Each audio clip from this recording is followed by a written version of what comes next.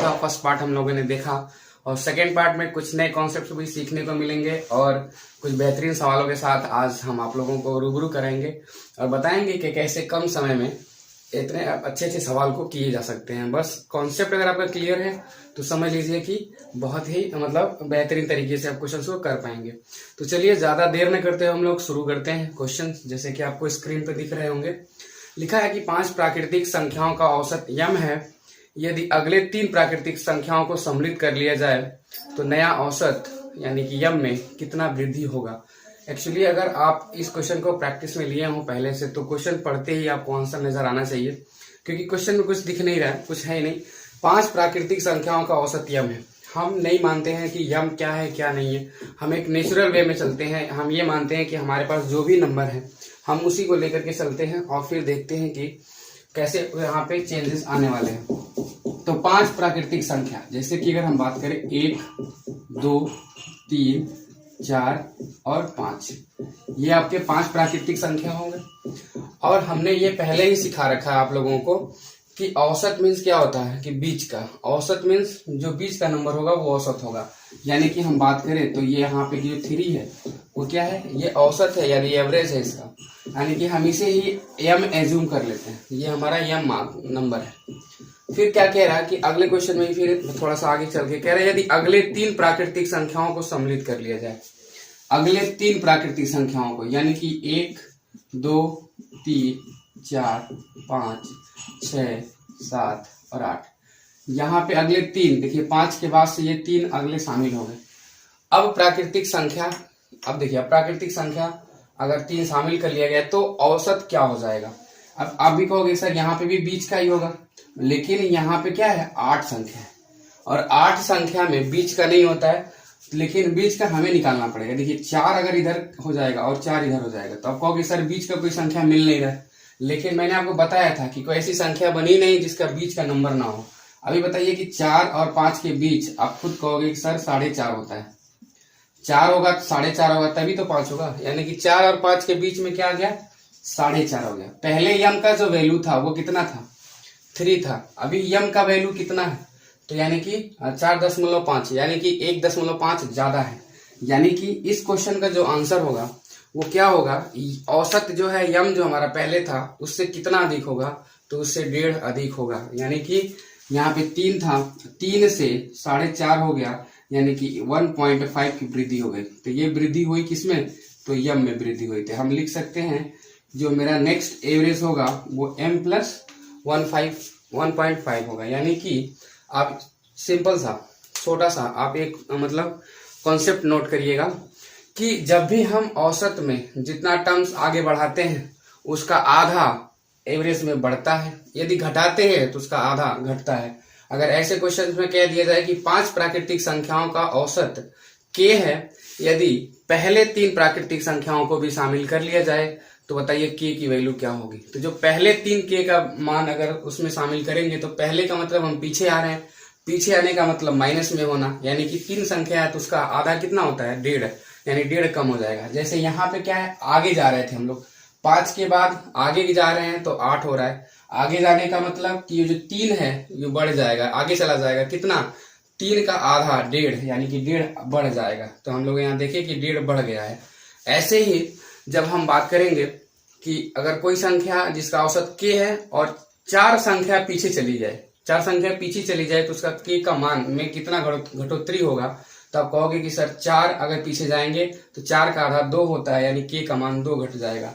तो जब पीछे जाएंगे तो घटेगा और आगे जाएंगे तो बढ़ेगा, लेकिन कितना, जितना नंबर कहेगा 1, 2, 3 है तो उसका आधा, 3 का आधा होता है 1.5, तो 1.5 बढ़ेगा और 1.5 अगर घटेगा तो 1.5 घटेगा भी। तो इस तरीके से इस कॉन्सेप्ट को नोट करिएगा, पूरा न्यू कॉन्सेप्ट है, पहले वीडियो में ये नहीं हुआ था। ऐसे हम लोग क्वेश्चंस वाइज हम लोग कॉन्सेप्ट देखते रहेंगे और क्वेश्चंस का आनंद लेते रहेंगे। चलिए हम लोग अगले क्वेश्चन की तरफ चलते हैं।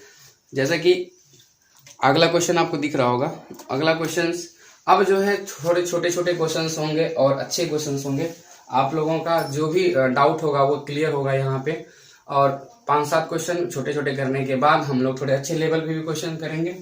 पहले छोटे क्वेश्चंस का हमें डाउट क्लियर होना चाहिए, इसका कॉन्सेप्ट पूरा अच्छे से पता होना चाहिए। चलिए देखिए, लिखा है the average of 7 consecutive number is 20, the largest number is यानी कि 7 लगातार संख्याओं का औसत कितना है, 20 है। तो कह रहा है सबसे बड़ी संख्या ज्ञात कीजिए। अब यहां से देखिए, यहाँ पे भी अगर आपको कॉन्सेप्ट पता है तो इस क्वेश्चन में भी हमें मात्र 4 से 5 सेकंड लगेंगे इसका आंसर निकालने में। लेकिन अभी नहीं मालूम अगर आप लोगों को, तो हम आपको कॉन्सेप्ट से रूबरू कराते हैं कैसे इसका कॉन्सेप्ट काम करता है। चलिए देख लेते हैं। 7 संख्या, अब ध्यान से समझिएगा, 7 है तो बीच का संख्या तो निकल ही जाएगा। पहले एक बार हम आपको लिख करके पूरा टोटल बताते हैं। तो 7 संख्याओं का औसत 20 है, 7 लगातार संख्याओं का औसत 20 है। अब देखिए, हम पहले मान लेते हैं कि औसत हमारा बीच का होगा, तो 20 हमारा बीच में है। अब लगातार की बात करें तो 3 इधर होगा, यानी कि 19, 18, 17 हो गया। अब 3 इधर ज्यादा होगा, 21, 22 और 23। अब ये 3 इधर और एक बीच में, तो टोटल कितना नंबर हो गया, 7 नंबर। 7 नंबर में जो बीच का होता है वही तो औसत होता है। तो कह रहा है औसत 20 है। तो कह रहा है कि सबसे बड़ी संख्या ज्ञात करो। तो सबसे बड़ी संख्या इधर ही जाएंगे लास्ट में, तो कितना हो गया, तो ये 23 हो गया। हम इस तरीके से इसको निकाल सकते हैं। बट अब ध्यान दो, यहाँ पे तो छोटी संख्या थी 7 संख्या। अगर आपसे पूछ देगा कि 17 संख्या है, तो बीच का 17 संख्याओं का औसत अगर यदि 40 है, तो बताइए बड़ी संख्या क्या है। तो क्या करेंगे, हम 17 संख्या नोट डाउन करेंगे। क्या इतना समय हमारे पास नहीं होता कि हम 17 संख्या को लिख पाए। थोड़ा सा यहाँ पे मतलब अपना कॉन्सेप्ट यूज करना पड़ेगा कि यहाँ पे देखिए कि अगर 7 संख्या थी मतलब कि मतलब 7 संख्या थी, तो चौथी संख्या आपकी एवरेज होगी। और यदि चौथी संख्या एवरेज होगी तो टोटल 7 है, तो 3 बढ़ जाएगा एवरेज से। देखिए 20 और 3 कितना हो गया, 23। ऐसे अगर हम कहें कि 17 संख्याओं का औसत 40 है, तो बताइए कि सबसे बड़ी संख्या क्या है। तो आप सोचिएगा कि 17 संख्या में 8 संख्या इधर 8 संख्या उधर, 16 हो जाएगा। बीच का जो संख्या होगा 9वां, वो 9वां संख्या 40 है। कितना है, तो 9वां संख्या 40 है, तो उसमें 8 और जोड़ना है ना, तो 40 और 8 48 हो जाएगा। सीधे बोल देंगे कि 17 संख्याओं का औसत यदि 40 है तो बड़ी संख्या कितनी होगी, तो 48 होगी। ऐसे यहाँ पे भी कह सकते हैं हम कि 7 संख्याओं का औसत 20 है, तो बड़ी संख्या कितनी। यदि 7 संख्याओं का औसत 20, यानी कि चौथी संख्या आपकी एवरेज होगी, यानी 20 वाली होगी, तो यानी चौथी संख्या एवरेज होगी। तो अगर चौथी संख्या 20 है, तो बताइए 7वीं संख्या कितनी होगी। तो 4 यदि 20 है, तो 7 में यानी 3 और बढ़ा देंगे, तो 20 3 कितना हो जाएगा, 23 हो जाएगा। ऐसे लगाने की जरूरत नहीं है, ऐसे ही आपका आंसर आ जाएगा। तो छोटे क्वेश्चंस को भी हमें लेकर के चलना है, वहां पे भी जितने भी डाउट्स हैं हमारे उसको क्लियर करना है और फिर आगे बढ़ना है। चलिए अगले क्वेश्चन की तरफ चलते हैं। अगला क्वेश्चन जैसे आपको दिख रहा होगा, कह रहा है कि the average of 8 number is 21 if each of the number is multiplied by 8 the average of the new set number of each. यानी कि 8 संख्याओं का यदि औसत 21 है, तो यदि प्रत्येक संख्या में 8 से गुणा कर दिया जाए, तो बताइए कि एवरेज कितना हो जाएगा। तो इसका भी कॉन्सेप्ट जानना है हमें, मल्टीप्लाई का भी, एडिशन का भी और सब्ट्रैक्शन का भी, सबका मतलब सबका आपको कॉन्सेप्ट जानना है।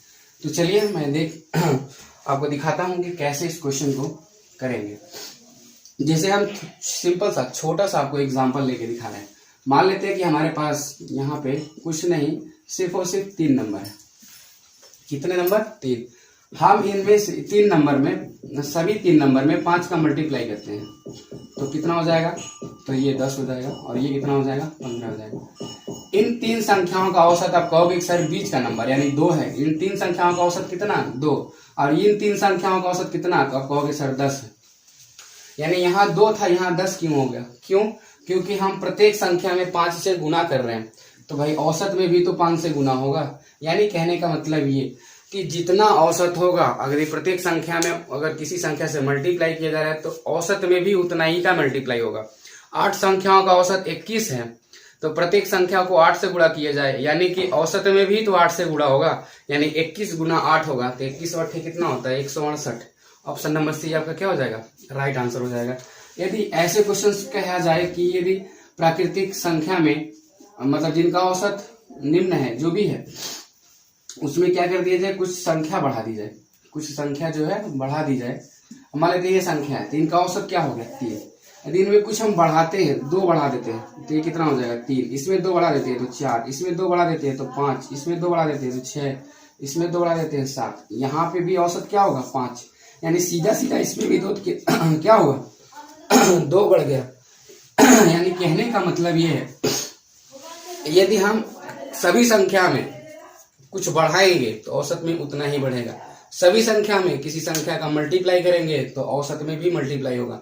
सभी संख्या में किसी संख्या से डिवाइड करेंगे तो औसत में भी डिवाइड होगा। सभी संख्या में यदि हम कोई माइनस करेंगे, कोई मतलब घटाएंगे कोई नंबर, तो औसत में भी उतना घट जाएगा। तो ये सिंपल सी बात है, इसको जानना बहुत जरूरी है, क्योंकि आगे हम लोग जो भी चैप्टर्स पढ़ेंगे कहीं अगर इसकी बात करेगा तो हमें वो पता होगा और तुरंत हम उसका यूज कर पाएंगे। तो चलिए, ये कॉन्सेप्ट आप लोग समझ गए होंगे। फिर हम लोग अगले क्वेश्चन की तरफ चलते हैं। अगला क्वेश्चन जैसे आपको दिख रहा होगा, बहुत ही बेहतरीन क्वेश्चन है और बहुत ही थोड़ा सा मतलब सेंसिबल क्वेश्चन है। कह रहा है कि 6 और 50 के बीच, 6 और 50 के बीच 5 से कटने वाले यानी कि 5 के जो मल्टीप्लाई वाले नंबर है, उन सभी नंबरों का हमें क्या करना है, औसत निकालना है। आप ध्यान से समझिए, 6 से और 50 के बीच, तो आप थोड़ा सा समझने की कोशिश करिएगा। 6 है और 50 है, इनके बीच की अगर हम बात करें जो 5 से कटेगा, तो 5 से 6 के बाद ऐसा नंबर आएगा 10, वही तो कटेगा 5 से। 10 के बाद आएगा 15, 15 के बाद आएगा 20, 20 के बाद आएगा 25, 25 के बाद आएगा 30, 30 के बाद 35, 35 के बाद 40, 40 के बाद 45, ये नंबर आएगा 45 के बाद 50। कह रहा 50 और 6 के बीच में चाहिए, तो ये बीच में होगा। अब इनका एवरेज पूछ रहा है, तो अब जब हम पूरा लिख ही दिए तो एवरेज निकालना कौन सी बड़ी बात है। अब देखेंगे तो कितना नंबर हो गया, 1 2 3 4 5 6 7 8। आप कहोगे सर बीच का नंबर ही नहीं मिलेगा, 8 नंबर आ गया, क्योंकि 4 नंबर इधर हो जाएगा, 4 नंबर इधर हो जाएगा। तो आप कहोगे कि सर बीच का कोई नंबर नहीं मिलेगा, बट मैंने आपको बताया था कि बीच का नंबर जो होता है खोजने की जरूरत है। 25 और 30 के बीच का नंबर होगा। देखिए 25 और 30 के बीच में 5 का अंतर है, यानी कि 2.5 इससे ज्यादा और इससे 2.5 कम, वही आपका क्या होगा, बीच का होगा। या औसत निकालने की हम एक तरीका और सिखाए थे। अगर हम देख लें कि 6 के बाद ऐसा नंबर जो 5 से कटे, तो आप कहोगे सर 10 कटेगा। 50 से पहले ऐसा कोई नंबर जो 5 से कटे, तो आप कहोगे सर 45 कटेगा। तो मैंने ये भी बताया था कि इन दोनों नंबरों को यदि हम जोड़ के 2 से डिवाइड कर दें तो क्या होगा, तब भी हमारा एवरेज निकल जाएगा।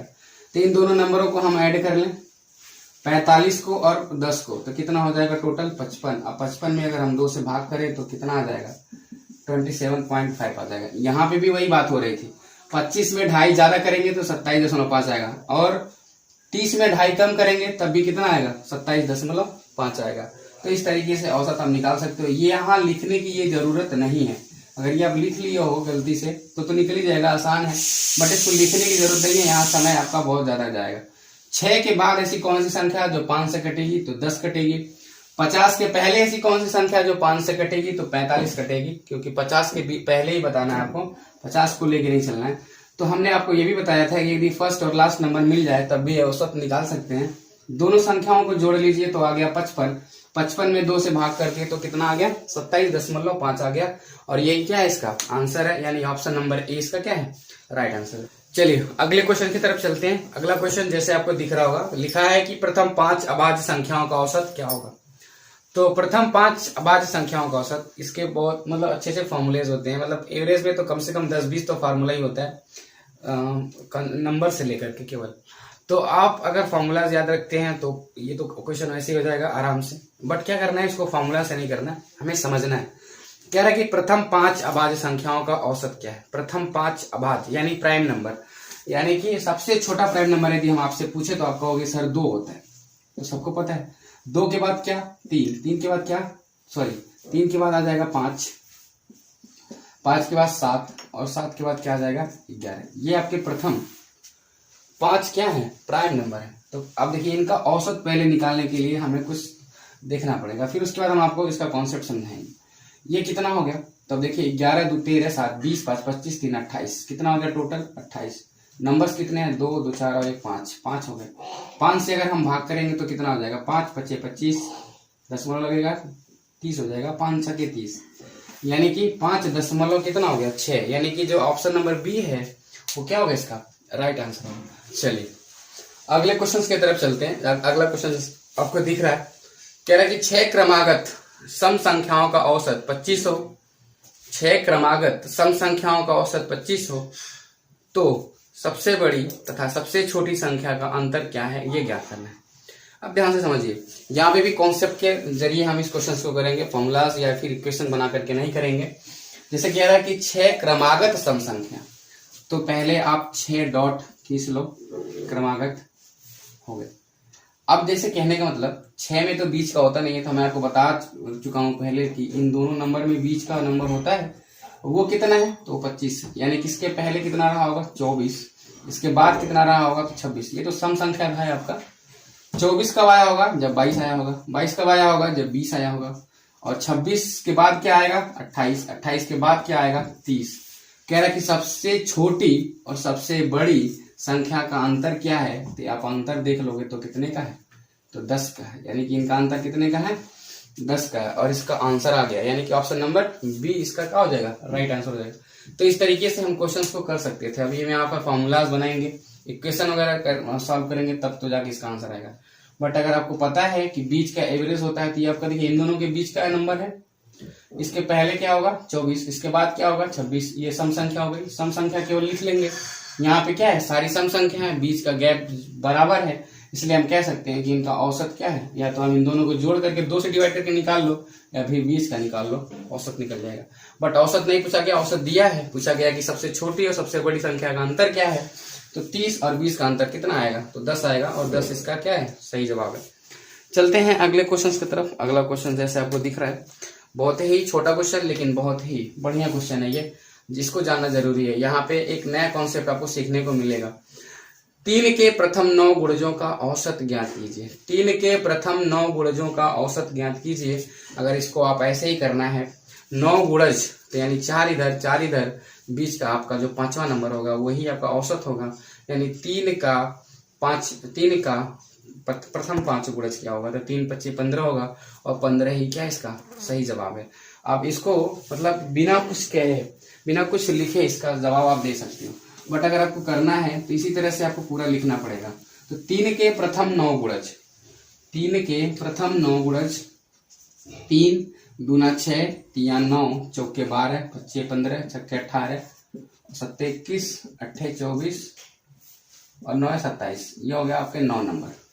तो कहोगे सर 4 इधर हो गए 4 इधर हो गए, बीच का नंबर क्या बच गया तो बच गया 15, और ये क्या है इसका औसत।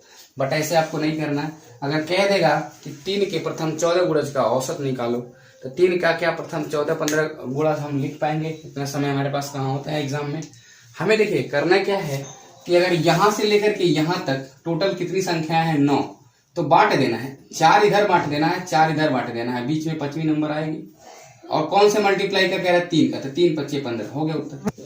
ऐसे करना, जैसे कहने का मतलब कि कह देगा कि 3 के प्रथम 17 गुणजों का औसत ज्ञात कीजिए। 3 के प्रथम 17 गुणजों का औसत, तो 3 से यानी चलेंगे तो 8 नंबर तक इधर आएंगे, फिर यहां से चलेंगे 8 नंबर इधर आएंगे, बीच का हमारा 9वां नंबर होगा, ये बात 8 यहाँ पे हो जाएगा, तो ये 16 हो जाएगा, अब बीच का एक नंबर होगा तो सबको मिला देंगे 17, यानी 8 इधर छूटेगा 8 इधर छूटेगा, तो जो बीच का होगा वही तो औसत होगा, यानी ये 9वां नंबर। लेकिन 3 का ना 3 9 27, बोल देंगे कि उसका औसत कितना आएगा तो 27 आएगा। यानी कहने का मतलब ये कि यदि 9 संख्या है तो 4 इधर, बीच की 25वीं संख्या आपकी औसत होगी। 17 संख्या है तो 8 संख्या इधर 8 संख्या इधर, यानी कि 9वीं संख्या आपकी औसत होगी, और जिसका गुणज कहेगा उसी का उसमें गुणा कर लीजिएगा, वही क्या होगा इसका सही जवाब होगा। यदि हम बात करें कि यहाँ पे आपको इसको निकालना ही है, जैसे कि बात करें कि कोई मतलब बड़ा नंबर हो और इसका सम निकालना हो, मेन बात आपको सम निकालना हो, तो कैसे करेंगे। जैसे कहने का मतलब ये है, कभी कभी एग्जाम में पूछ लिया जाता है कि 3 के प्रथम 10 गुणज का योग, 3 के प्रथम 10 गुणज का योग। अभी यहाँ पे क्या करेंगे आप कि 3 का पूरा मल्टीप्लाई लिखेंगे, 3 6 9 12 15 18 21 24 27 और 30, और सबको ऐड करेंगे तो कितना समय लगने वाला है। तो मैं आपको बता दूं कि दुनिया का किसी का भी अगर आपको गुणज का योग निकालना हो, और वो भी कितना, वो भी 10 का, तो आप एक नंबर बस याद रखो, कोई भी नंबर दुनिया को, चाहे वो 12 चाहे 15 17 18 20 25 1 लाख 2 लाख 50 लाख, जो भी 5 लाख, जो भी नंबर का अगर आपको 10 गुणज केवल निकालना हो, 10 गुणज का योग निकालना हो, तो एक नंबर आप अपने जहन में रखिएगा 55 को, 55 को अपने दिमाग में रखिएगा कि किसी संख्या में अगर हम 55 का मल्टीप्लाई कर देंगे तो उसके 10 गुणजों का योग बता देगा वो। यानी कि अगर हम टेबल की बात करें, पहाड़ा की बात करें, जैसे कि अगर हमें बात करना है कि 17 का पहाड़ा हमको ऐड करना है, या फिर 18 के पहाड़ों का जो है हमें मतलब उसका योग निकालना है, तो 18 का गुणा कर देंगे 55 में, उसका योग निकल जाएगा तुरंत। आप 18 का पहाड़ा लिखोगे पूरा 10 तक और फिर उसको ऐड करोगे कैलकुलेटर से, तब तक आपको पता चल जाएगा 55 में 18 का गुणा कर लेंगे तो 18 के पूरे पहाड़ों का योग निकल जाएगा। और ये हर जगह यूज होता है, इसका यूज हम लोग इसे यहाँ पे भी कर सकते हैं, बट वो बताने की जरूरत नहीं है। जब आपको आसान तरीका मिल रहा है तो उसको समझ के करिए। और यदि निकालना ही होगा तो कमेंट जरूर करिएगा, आप लोग बताइएगा कि सर हमें निकालना है, हमें 17, 19, 25 जहां तक भी निकालना होगा, मैं बता दूंगा कि ये 55 कहाँ से आया, फिर आगे का कैसे आप निकाल सकते हो। चलिए हम लोग अगले क्वेश्चन की तरफ चलते हैं। अगला क्वेश्चन थोड़ा सा अच्छा है, देख लीजिए क्या है। कह रहे 8 संख्याओं का औसत 27, the average of 8 number is 27। कह रहा है कि यदि प्रत्येक संख्या को 8 से गुणा कर दिया जाए तो नया औसत क्या होगा। If each number of the multiplied by 8 find the new number of. अब देखिए कहने का मतलब ये वाला हम कॉन्सेप्ट पहले कर चुके हैं कि 8 संख्याओं का औसत 27 है, तो यदि प्रत्येक संख्या में 8 से गुणा करेंगे तो 27 में हम 8 से गुणा कर लें, वही हमारा आंसर हो जाएगा। 8 से 27 में गुणा करेंगे तो 27 अट्ठे होता है कि कितना, आप गुणा कर सकते हो आराम से। देखिए 8 27 अट्ठे होता है 216, यानी कि ऑप्शन नंबर डी आपको दिख रहा है। अब ऐसे गुणा कर लीजिए, 8 7 56 6, 5 बचेगा, 8 दूना 16, 16 5 21, यानी 216 आपका क्या हो जाएगा आंसर। ये क्वेश्चन हो चुका है पहले, इसको आप कर सकते हो। अगले क्वेश्चन की तरफ चलते हैं। अगला क्वेश्चन क्या कह रहे हैं, अगला क्वेश्चन आ गया बल्लेबाजी से, क्रिकेट चल रहा है इस टाइम, और देखिए क्रिकेट से भी रिलेटेड क्वेश्चन आ गया। तो देखिए कह रहा है कि एक बल्लेबाज 12वीं पारी में 63 रन बनाता है, कितना 63 रन बनाता है, और उसका एवरेज जो है 2 रन बढ़ जाता है, उसका जो औसत है उसका 2 रन बढ़ जाता है। तो बताइए कि 12वीं पारी के बाद जो उसका औसत है नया वाला वो कितना है, वो आपको बताना है। तो ध्यान से समझिए, औसत कहने का मतलब ये एडजस्टमेंट होता है। औसत अगर 2 बढ़ता है तो 2 सब में बढ़ेगा, सब में एडजस्ट होगा, तभी औसत का मान बढ़ता है। जैसे कि हम कह रहे थे कि सभी संख्या में 2 जोड़ दिया जाए तो औसत में क्या प्रभाव पड़ेगा, तो औसत में 2 जुड़ जाएगा। यहाँ पे कह रहा है कि औसत में 2 बढ़ गया, यानी सभी संख्या में 2 2 2 बढ़ा होगा। बस यही कॉन्सेप्ट है और ये जानना चाहिए आप लोगों को, बेसिक चीजें हैं। कह रहा है कि एक बल्लेबाज 12वीं पारी में 63 रन बनाता है, 63 रन बनाया तो उसका औसत 2 रन बढ़ गया, यानी कि वो 2 रन 12वीं पारी में बढ़ा होगा, 12वीं पारी में बढ़ा होगा। तो 12वीं पारी में 2 रन बढ़ने का मतलब 24 रन तो वैसे ही बढ़ गया होगा उसका, 24 रन उसमें बट गया होगा। बचा कितना, तो 63 माइनस 24 कर देंगे, आंसर आपके सामने हो जाएगा। 63 माइनस 24 कर देंगे तो आंसर हो जाएगा। देखिए 13 में से 9 4 गया 9, 5 में से 2 गया 3, यानी कि जो उसका औसत रहा होगा वो कितने का रहा होगा 12वीं पारी के बाद, तो वो 39 का रहा होगा। और यही क्या है इसका सही जवाब है, यानी कि ऑप्शन नंबर बी। चलते हैं अगले क्वेश्चन की तरफ। अगला क्वेश्चन कह रहा है कि एक बल्लेबाज का 10 पारियों का औसत 60 रन है, 10 पारियों का औसत 60 रन है, 11वीं पारी में वो कितना रन बनाए कि उसका औसत 2 रन बढ़ जाए। अब यहाँ पे देखिए, आप इसको अगर मल्टीप्लाई करके करोगे तो बहुत मतलब कर तो लोगे आसानी से, बट क्या है समय आपका लगेगा। कह रहे कि 10 पारी का औसत 60, अगली पारी यानी 11वीं पारी में कितना बढ़ाए, ये 2 बढ़ जाए, यानी कि 62 हो जाए। तो मैं इस तरह का क्वेश्चन करा चुका हूँ फर्स्ट वीडियो में। देखिए यहाँ पे 2 का इंक्रीमेंट, यहाँ पे 1 का इंक्रीमेंट चल रहा है। 1 का मल्टीप्लाई करेंगे 62 में 62, और 2 का मल्टीप्लाई करेंगे 10 में तो 20 हो जाएगा, और यही क्या है इसका आंसर हो जाएगा। यानी कि उसको कितना रन बनाना पड़ेगा, तो उसको 82 रन बनाना पड़ेगा औसत 2 बढ़ाने के लिए। आप ऐसे ही देख लीजिए कि 10 पारियों का औसत यदि 60 है, 11वीं पारी में वो 2 रन बनाना चाहता है, 2 औसत बढ़ाना चाहता है, तो पहली बात तो 11 दूना 22 रन उसको ज्यादा बनाना पड़ेगा पहले वाले औसत से। तो 11 दूना 22 रन ज्यादा बनाना पड़ेगा पहले वाले औसत से। पहले वाला औसत कितना है, तो 60 है, 22 रन और बनाना पड़ेगा औसत मेंटेन करने के लिए। तो 22 अगर इसमें जोड़ देंगे 60 में तो 82 हो जाएगा। हम किसी भी तरीके से क्वेश्चन को कर सकते हैं, और ये हम आपको पहले ही सिखा चुके हैं फर्स्ट वीडियो में कि एवरेज इसी तरह से काम करता है, विदाउट मल्टीप्लीकेशन हम क्वेश्चन को कर सकते हैं। यदि आप मल्टीप्लाई करके करोगे तो क्या करना पड़ेगा, 10 का मल्टीप्लाई 60 में करेंगे तो 600 हो जाएगा, 11 का मल्टीप्लाई करेंगे 6 में तो 682 हो जाएगा, और घटा लेंगे तो कितना आ जाएगा, यहाँ पे भी 82 आएगा। तो आप मल्टीप्लाई करके कर सकते हो, आप कॉन्सेप्ट के जरिए कर सकते हो, आप सोच भी सकते हो, सोच के भी मतलब अप्रॉक्सीमेटली जो है आंसर आप ला सकते हो सोच करके कि ऐसे ऐसे हो जाएगा तो इतना बढ़ेगा। चलिए अगले क्वेश्चन की तरफ चलते हैं और अगले क्वेश्चन को हम देखते हैं। अगला क्वेश्चन थोड़ा देखने में तो लेंदी है भी क्वेश्चन।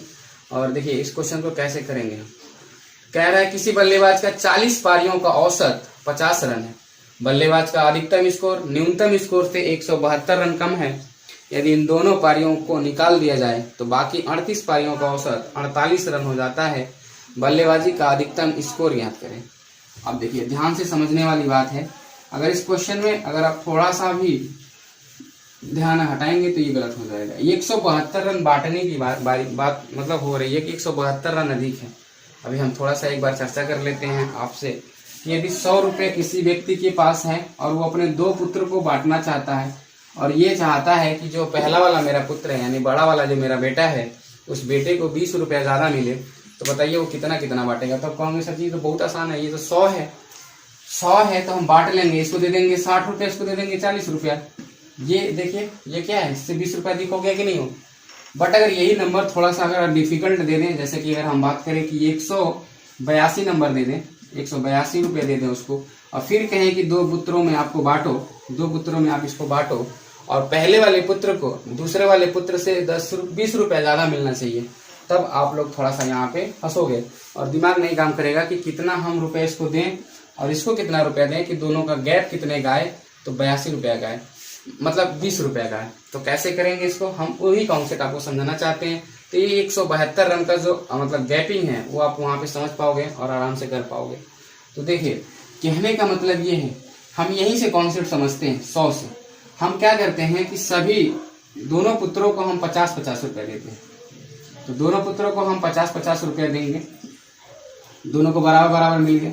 बट पहले वाले को 20 रुपये ज़्यादा चाहिए, तो हमें कुछ नहीं करना है कि अगर इसको 20 रुपये ज़्यादा चाहिए ना तो इससे केवल 10 रुपये ले लो, 10 रुपये ले लो तो ये 20 रुपये ज़्यादा हो जाएगा, क्योंकि ये 10 रुपये कम होगा और ये 10 रुपये अधिक हो जाएगा तो 20 रुपये का गैप बन जाएगा। इससे 10 रुपये जैसे हम लेंगे तो ये हो जाएगा हमारा कितना 60, और यहाँ कितना बचेगा 10 रुपये जाने के बाद, तो बचेगा 40। तो देखिए यहाँ 40 और यहाँ 60, अंतर 20 का आगे कि नहीं आगे, यानी कि जितने का हमें अंतर चाहिए उसका आधा हमें घटाना पड़ेगा। 182 में भी अगर देखिए हम आधा आधा कर लें तो यहाँ पे देखिए यहाँ पे कितना 91 है, और अगर यहाँ पे 20 रुपये इसको ज़्यादा देना है तो 10 रुपये इसमें से इसको दे दीजिए। 10 रुपया देंगे तो 91 और 10 कितना हो जाएगा, तो 101 हो जाएगा। बट यहाँ पे कितना हो जाएगा, यहाँ पे 81 हो जाएगा। 81 और 101 का देख रहे हैं गैप कितना हो गया, तो 20 का हो गया। इस तरीके से हम क्वेश्चंस को बांट सकते हैं। तो बांटने पहले आना चाहिए आपको अच्छे से। फिर हम इस क्वेश्चन में भी आपको रन अगर बांटना है 172 रन दूसरे को अधिक बनाना है तो वहाँ पे हम ये नियम अपना सकते हैं। 172 का आधा आधा बांट देंगे और क्या हो जाएगा, उसका आंसर हो जाएगा।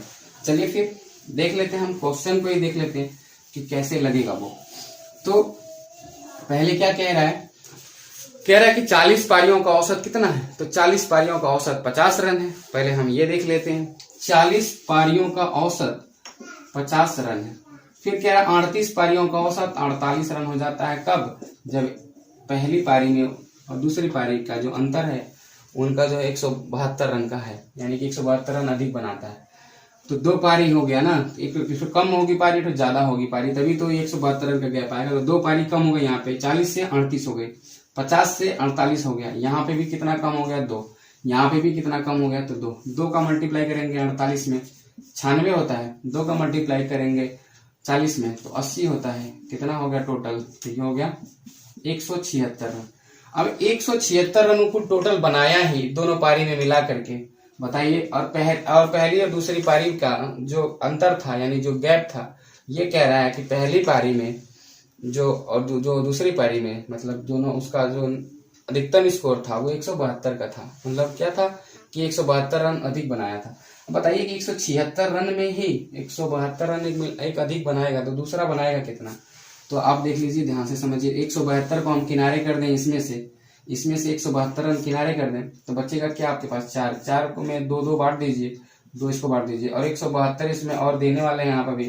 तो टोटल कितना हो जाएगा, ये 174 ये हो जाएगा और 2 न्यूनतम हो जाएगा। अगर पूछता कि न्यूनतम कितना रन बनाया तो 2 रन बनाया, अधिकतम कितना रन बनाया तो 174 रन बनाया। सिंपल सी बात है, जब टोटल वो 176 रन ही बनाया है और उसको 172 रन अधिक बनाना है पहले वाले से, तो पहले वाले में 2 रन, यानी देखिए 4 का गैप आ रहा है ना, 176 172 का 4 गैप आ रहा है, तो 4 गैप का मतलब कि 2 इधर होगा 2 इधर होगा, तभी तो 4 का गैप होगा। जैसे इसके पहले हम लोग समझे हैं, यहाँ पे 20 का गैप चाहिए था तो 10 इधर कर रहे थे, और यहाँ पे कितने का चाहिए, 4 का गैप चाहिए तो 2 इधर करेंगे, यानी कि 2 इधर करेंगे तो 172 में 2 करेंगे तो कितना हो जाएगा 174 उसका अधिकतम पारी, और न्यूनतम पारी कितने का न्यूनतम पारी केवल 2 का। तो इस तरीके से उसका आ जाएगा अधिकतम पारी कितने रन का था, तो 174 रन का था। चलिए अगले क्वेश्चन की तरफ चलते हैं। अगला क्वेश्चन कह रहा है कि एक बल्लेबाज 11 पारियों का कुछ औसत है। एक बल्लेबाज का जो है 11 पारियों में कुछ औसत है। कह रहा 12वीं पारी में वह 90 रन बनाता है और जिसके कारण उसका औसत 5 कम हो जाता है। उसका औसत कितना कम हो जाता है, 5।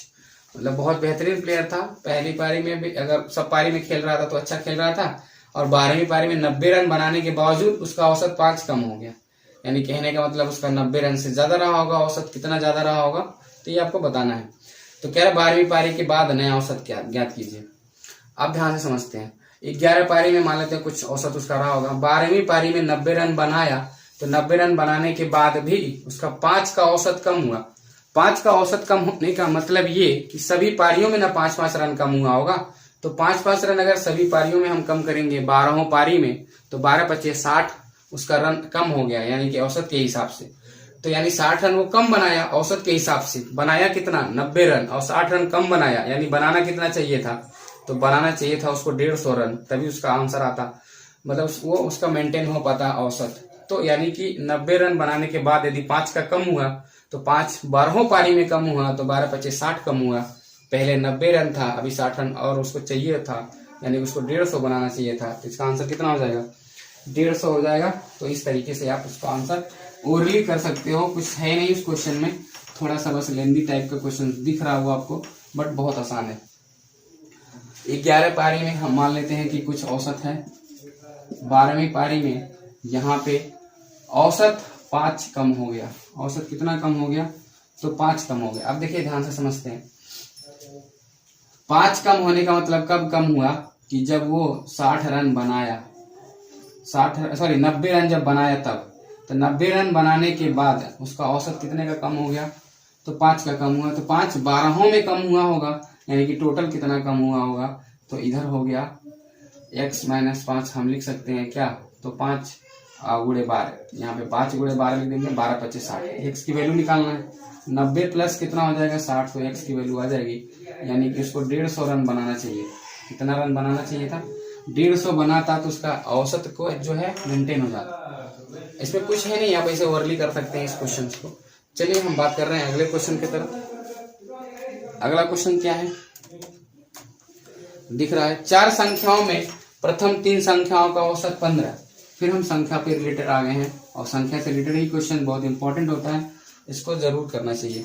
कह रहे 4 संख्याओं का औसत में प्रथम 3 संख्याओं का औसत 15 तथा अंतिम 3 संख्याओं का औसत 16 है।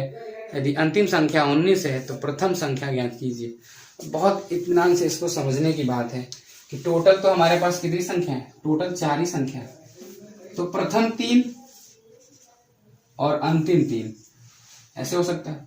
अब देखिए तो यदि 4 संख्या में प्रथम 3 संख्याओं का औसत 15, यानी कि प्रथम 3, यानी ये भी 15, ये भी 15 और ये भी 15। फिर कह रहा है कि अंतिम 3 संख्या का औसत 16 है, ये भी 16 है, ये भी 16 है और ये भी 16। कह रहा है यदि अंतिम संख्या 19 है, कितना है 19 है। अब ध्यान से समझने वाली बात है। तो कह रहा है कि पहली संख्या क्या है, यानी यहाँ पे क्या संख्या होगी वो आपको बताना है। देखिए अगर यहाँ 15 है, यहाँ भी 15 रहता तो कोई मान में अंतर नहीं आता, यहाँ 15 यहाँ भी 15 रहता तो कोई मान में अंतर नहीं आता, अगर यहाँ 15 यहाँ 15 रहता तो कुछ अंतर नहीं आता, हम बोल देते सीधे क्या है यहाँ पे 15 होगा। बट क्या है 15 से 1 ज्यादा है, यहाँ पे 1 ज्यादा है, 15 से 1 ज्यादा है। यहाँ पे देखिए 19 से 3 कम है, 19 से 3 कम है। अब ध्यान समझिए ऊपर का जितना मान होना चाहिए उतना नीचे का भी मान होना चाहिए। अगर हम ऐसे करें तो 15 चौक के 60 और 4 64 है, तो ऊपर कितना होना चाहिए था, ऊपर भी 64 होना चाहिए था। तो 16 3 48, 16 चौके 64, यहाँ पे 16 आ जाएगा, आंसर आ जाएगा। लेकिन हमें इस तरीके से करना है, यहाँ पे एक ज्यादा, यहाँ पे एक ज्यादा, लेकिन यहाँ पे 3 कम। तो अगर इनको 3 सबों को मिला ले तो ओवरऑल 1 कम हो रहा है, 1 कम हो रहा है। यानी कि यहाँ पे 16 रहेगा तभी तो 1 कम होगा, 16 होगा तभी तो 1 कम होगा। यानी कि यहाँ पे आंसर कितना आएगा, तो 16 आएगा। तो इस तरीके से हम कर सकते हैं आंसर। देखिए कहने का मतलब ये है कि औसत का मतलब सभी संख्या उतना होना चाहिए। प्रथम 3 संख्याओं का औसत 15 15, फिर क्या अंतिम 3 संख्या का औसत 16 16 है। यदि अंतिम संख्या 19 है, कितनी है 19, 16 ना होकर के कितनी है 19, यानी कि यहाँ पे कितना ज्यादा है, आप कहोगे सर 3 ज्यादा है। यहाँ पे कितना कम है, 1 कम है। यहाँ पे कितना कम है, 1 कम है। तो यहाँ 3 ज्यादा है, यहाँ 1 कम है, 1 कम है तो 2 ही कम है। तो यहाँ पे भी 1 कम होना चाहिए। तो यहाँ पे कितना रखना पड़ेगा, 16, 16 से 1 कम होगा तभी तो 1 2 3 कम है और 3 ज्यादा है तभी तो बराबर होगा। तो आप इस तरीके से इस क्वेश्चन का आंसर ला सकते हो इजी वे में। बाकी अगर ये नहीं समझ में आया होगा तो ये तो आपको अच्छे से समझ में आया होगा कि 16 से 19 है, कितना ज्यादा है, तो आप कहोगे सर 3 ज्यादा है। बट 16 से 15 है, 1 कम है, यहाँ पे भी 1 कम है, तो 2 ये कम हुआ, तो 1 कम और करेंगे 3 कम होगा, तभी तो 3 कम और 3 ज्यादा मिल करके मैचिंग करेगा, बराबर करेगा। यानी कि यहाँ पे होना कितना चाहिए, होना चाहिए 16। और यही क्या है इसका आंसर, यानी ऑप्शन नंबर 3 क्या है इसका राइट आंसर है। चलते हैं अगले क्वेश्चंस के लिए। आप लोगों ने देखा कि बहुत सारे क्वेश्चंस में हमें नए नए कॉन्सेप्ट सीखने को मिले, और कुछ क्वेश्चंस जो हैं बहुत अच्छे टाइप्स के भी थे, और कुछ क्वेश्चंस अभी रह जा रहे हैं जो कि हम लोग प्रीवियस ईयर जब प्रैक्टिस करेंगे तो उसमें हम लोग सीखेंगे। और नहीं तो वीडियो ज्यादा लंबा हो रहा है। इसके पहले एक वीडियो हो चुका है इसका, ये सेकंड वीडियो था। और यदि कुछ छूटा होगा तो आप लोग कमेंट के जरिए जरूर पूछ सकते हैं कि सर जी इस टाइप का क्वेश्चंस नहीं हुआ है, तो वो हम जरूर आपको मैनेज करेंगे। अभी क्या है, अभी जितना भी क्वेश्चंस आपको बताया गया है वो प्रीवियस ईयर को ध्यान में रख करके बताया गया है कि जो अभी हमने हाल ही में देखा था कि एवरेज से कैसे कैसे क्वेश्चंस बने हैं, तो उन सभी क्वेश्चन को हमने यहाँ पे लिया हुआ था। कुछ क्वेश्चन छोटे छोटे भी थे जिनको मतलब बताना जरूरी था, और उसका बेसिक कॉन्सेप्ट आपको आना चाहिए पहले से। और आज के लिए बस इतना ही, हम लोग फिर मिलेंगे अगले वीडियो में, और तब तक के लिए बाय बाय, टेक केयर। आप लोग अपनी तैयारी जारी रखें। Thank you.